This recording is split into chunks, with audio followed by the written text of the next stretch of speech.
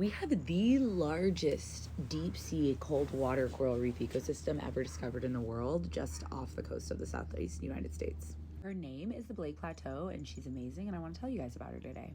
She spans 4 states from Florida to North Carolina, and we've known she was there, but I think we didn't realize actually the breadth of how important she was. If you haven't seen a deep water coral reef, they're kind of spooky, but this is what they look like. There's been over 200 different species of coral that have been found on the Blake Plateau. This type of wide, expansive ecosystem underwater is cycling nutrients and creating oxygen and supporting habitat for so many different species. And in addition to all of the environmental and ecosystem services that this huge area provides, it's also an incredibly important cultural and spiritual connection for the Gullah Geechee people. The Gullah Geechee Nation also spans the states that cover the Blake Plateau. And when we were in Charleston meeting the Chiefess Queen Quet of the Gullah Geechee Nation, we learned that this area might be important as a deep sea ecosystem, but it's also a spiritual and cultural place of reverence because their ancestors, this is the graveyard from their journey across the Middle Passage as enslaved people. This coalition, spearheaded by the Gullah Geechee Nation, NRDC, community-based organizations,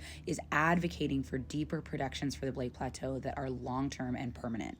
The Executive Branch and Council of Environmental Quality know that there is a strong call for protections for the Blake Plateau, and you can add your voice to our collective call really easily thanks to the NRDC. At the link in bio, you can send an email to President Biden and CEQ advocating for permanent protections, and it can be a legacy action that he takes in these last 60 days before he's done being president. These types of ocean areas are vulnerable to drilling and mining if we don't add these types of protections to them.